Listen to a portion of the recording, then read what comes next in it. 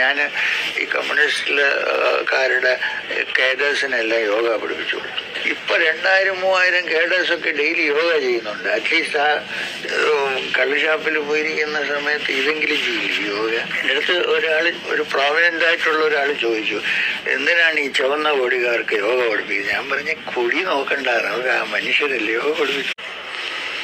ഈ പോളിറ്റിക്സും റിലിജനും സ്പിരിച്വാലിറ്റിയും ചേരുമ്പോഴാണ് വലിയ പ്രശ്നങ്ങളുണ്ടാകുന്നത്. അപ്പോൾ എൻ്റെ ഒരു പൊളിറ്റിക്കൽ വ്യൂ നേരെ ഇതിൻ്റെ എതിരാണെങ്കിൽ ഞാൻ ഇത് കൊള്ളൂല്ലെന്ന് പറയും. ഇതിന് ഡിഫക്റ്റ് കണ്ടുപിടിക്കാൻ നോക്കുക, അതിൽ നല്ല കാര്യങ്ങൾ ഞാൻ കണ്ടുപിടിക്കാൻ നോക്കൂല. ഞാൻ ഈ കമ്മ്യൂണിസ്റ്റുകാരുടെ കേഡേഴ്സിനെല്ലാം യോഗ പഠിപ്പിച്ചു കൊടുത്തു.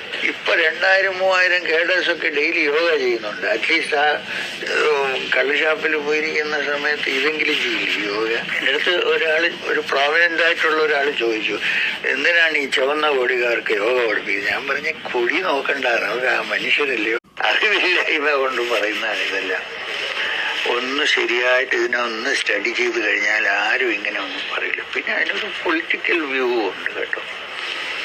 ഈ പോളിറ്റിക്സും റിലിജനും സ്പിരിച്വാലിറ്റിയും ചേരുമ്പോഴാണ് വലിയ പ്രശ്നങ്ങളുണ്ടാകുന്നത്. അപ്പോൾ എൻ്റെ ഒരു പൊളിറ്റിക്കൽ വ്യൂ നേരെ ഇതിൻ്റെ എതിരാണെങ്കിൽ ഞാൻ ഇത് കൊള്ളൂല്ലെന്ന് പറയും. ഇതിന് ഡിഫക്റ്റ് കണ്ടുപിടിക്കാൻ നോക്കുക, അതിൽ നല്ല കാര്യങ്ങൾ ഞാൻ കണ്ടുപിടിക്കാൻ നോക്കൂല.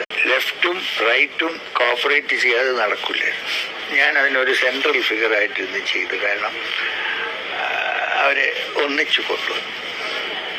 അത് എൻ്റെ ഒരു ആധ്യാത്മികമായിട്ടുള്ള ഒരു ശക്തി കൊണ്ട് മാത്രമേ ഇത് നടക്കൂല, അല്ലാതെ നടക്കാനുള്ള ചാൻസേ ഇല്ല. കള്ളുഷാപ്പിൽ പോയിരിക്കുന്ന സമയത്ത് ഇതെങ്കിലും ചെയ്യില്ല യോഗ. എൻ്റെ അടുത്ത് ഒരു പ്രോമിനന്റ് ആയിട്ടുള്ള ഒരാൾ ചോദിച്ചു, എന്തിനാണ് ഈ ചുവന്ന കൊടികാർക്ക് യോഗ പഠിപ്പിക്കുന്നത്? ഞാൻ പറഞ്ഞ കൊടി നോക്കണ്ടാണ്, അവർ ആ മനുഷ്യരല്ലേ.